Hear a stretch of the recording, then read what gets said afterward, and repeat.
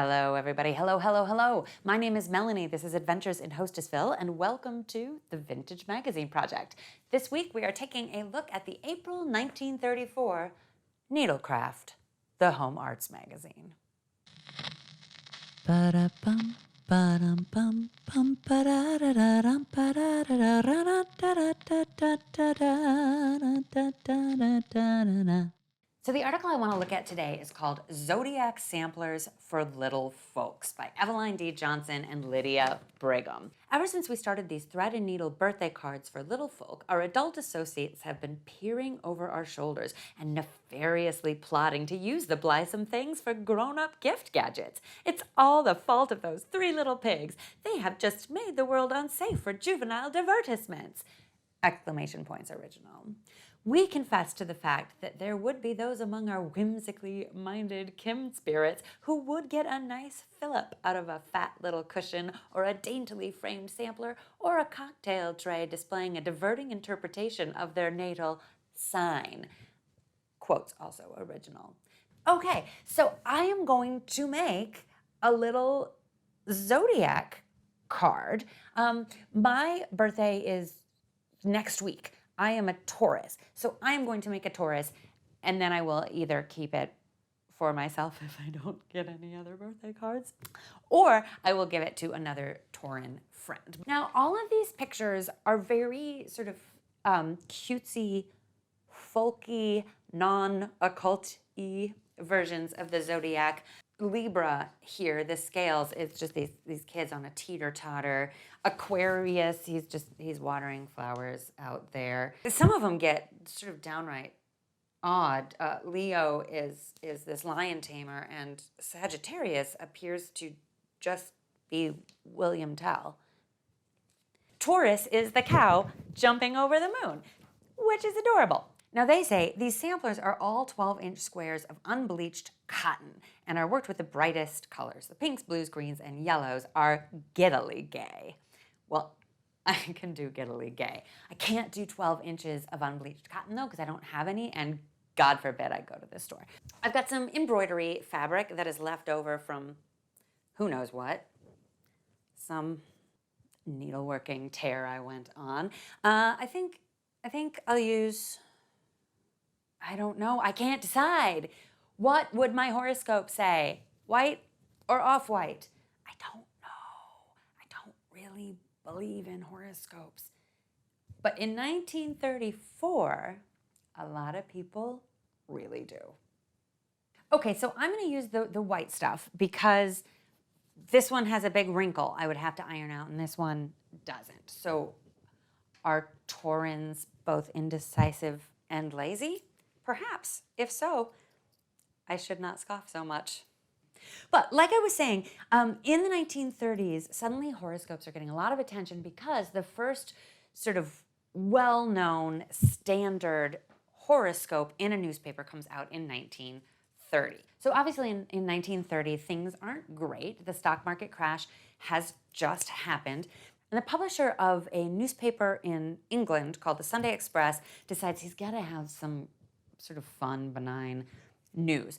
And Princess Margaret is about to be born. That is Queen Elizabeth's younger sister. She's going to be born in August of 1930. And he decides, won't it be fun to have her stars read? So John Gordon, that's the name of this editor, he decides that he wants this guy Cairo to come in and do this horoscope.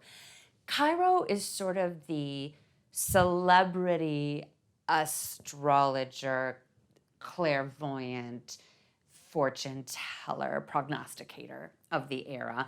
His focus is on palmistry, which is also known as chiromancy, hence the name Cairo. So he has read the palms of Grover Cleveland and Mark Twain and Nellie Melba and Sarah Bernhardt and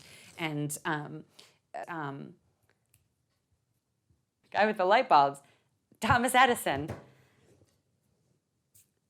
Anyway, he's read all these palms. He's a big deal, you know, and he is therefore too busy. He's like, no, I don't want to do this. But I've got this assistant named R.H. Naylor, and he can probably help you out. So they ask Naylor, and it comes out in the newspaper 3 days after she's born, and it basically says she's going to have an eventful life. I mean, she's a princess, so. But people are into it. And he gets invited to do a few more columns. And one of the columns that he does sort of later in the fall is he says that there is going to be a disaster with a crash of a British aircraft sometime between October 8th and October 15th. And then on October 5th, there is this crash of this plane called R101, and it crashes, and 48 of the 54 people on board are killed. It's a terrible tragedy, and everybody's like, he was right. October 5th is notably not between October 8th and October 15th, but, you know, potato, patata. Anyway, that sort of catapults him into, he really gets it, stardom, and he gets offered a weekly column. Let's see, the next thing I have to do is get rid of that. And then I have to put on this pattern. I could trace this, or I could just sort of freehand it onto this with a pencil. And that's what I am going to do because I am a maverick. So Naylor starts writing this weekly column. What he's doing is like, here's a chart for you if your birthday is in this week. And the thing about astrology is whether or not you believe in it, you can't deny that it's a lot of work. There's a lot of calculations. There's a lot of astronomy and looking up locations of stars and planets and things like that. So it was actually getting to be a lot for him. Plus, it's kind of only interesting to the people whose birthday is that week. So he decides that he's going to switch it and he is going to just do sun signs, also sometimes called a star sign. So that's these that we're talking about, right? You're a Virgo, you're a Capricorn, here's what's gonna happen to you. It's much more basic. There's something for everybody every week to read their little horoscope. And that then becomes the standard. This is what a newspaper horoscope is, and it takes off like crazy in the 30s, both in the United States and the United Kingdom.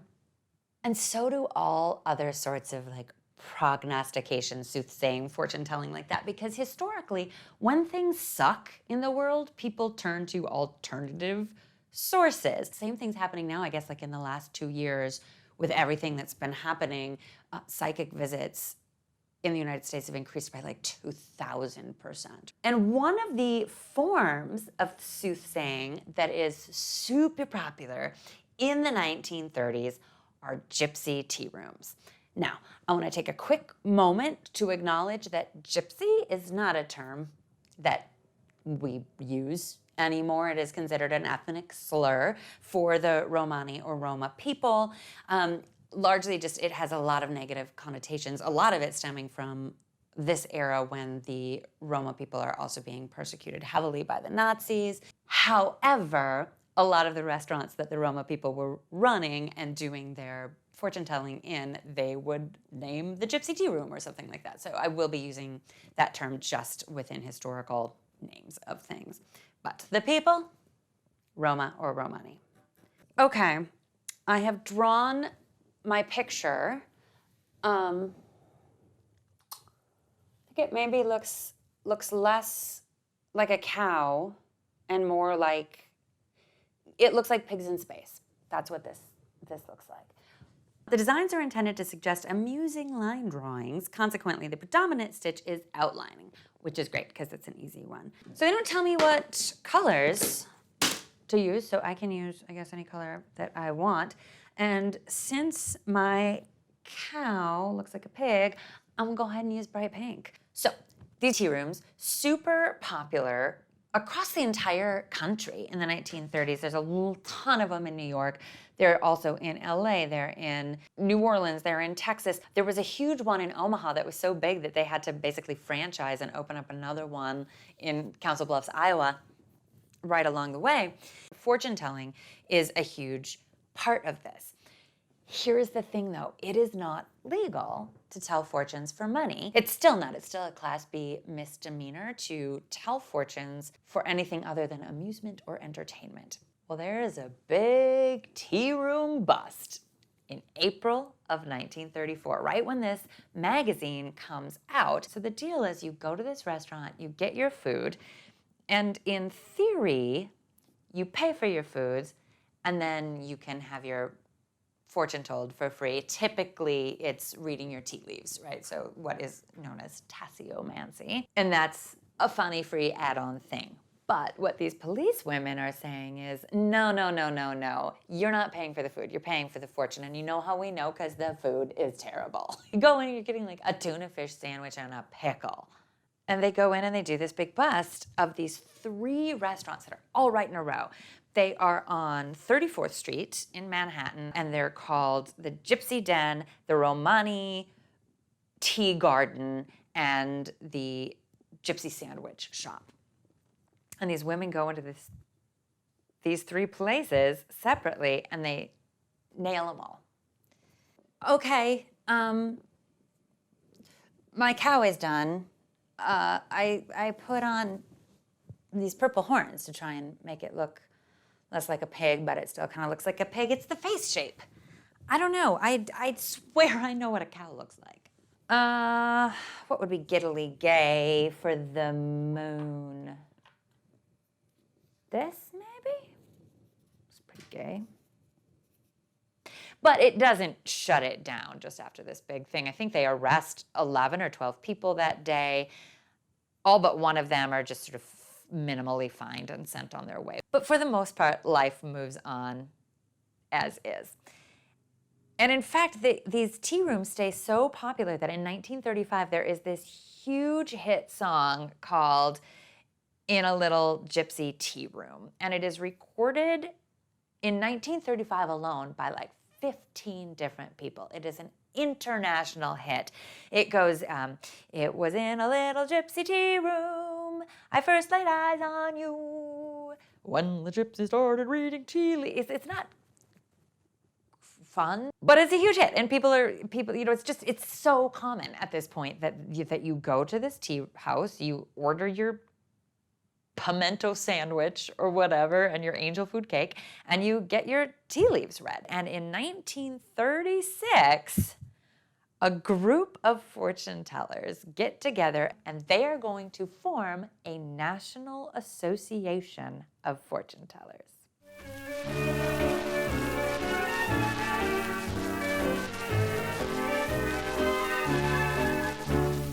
It was in a little gypsy tea room when I was feeling blue.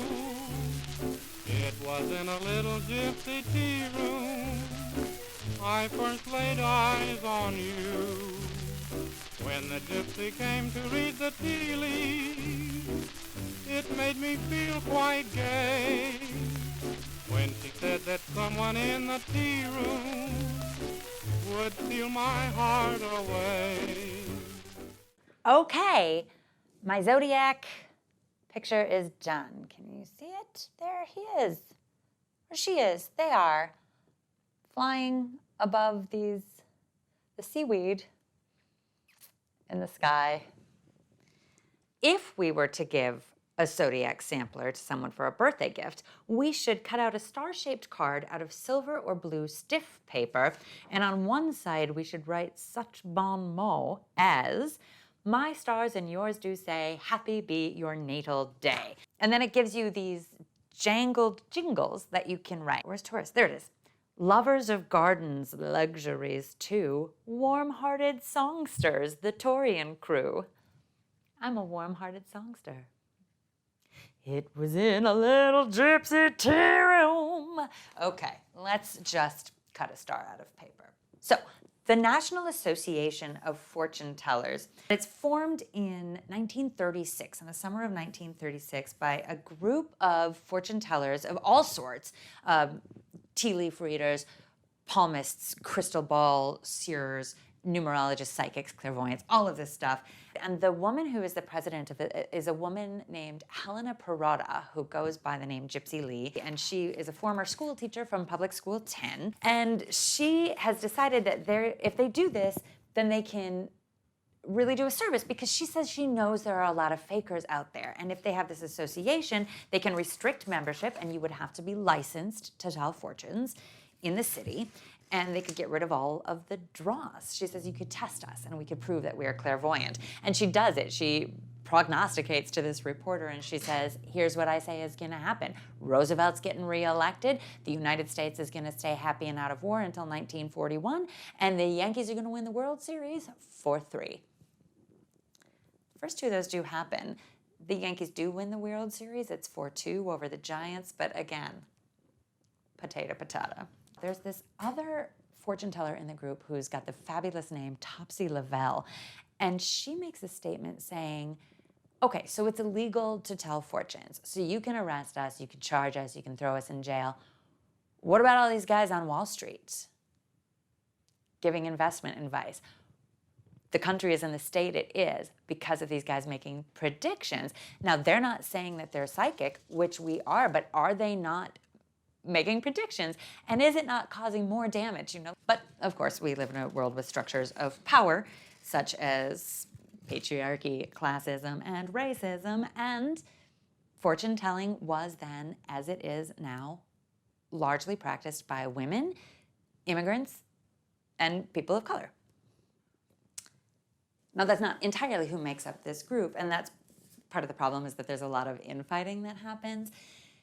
So what they're going to do the day that this newspaper article I read was they were going to get on the steamship, the Peter Stuyvesant, off the 42nd Street Pier, and they're going to take it up and down the harbor around to Trenton, New Jersey, and make their statement for this National Association of Fortune Tellers. But they can't even agree on it. Some people are saying, well, astrology is real, but palmistry isn't, so we don't want them. Or only women can do it, and then the guys are like, 30% of us are male. Or there's this Hindu guy who says only Indian people can tell fortunes. The only person that agrees with him is the only other Indian person. So there's just a lot of sort of infighting, and ultimately they don't even get to take the trip because the weather is terrible and they can't set sail, which they did not predict.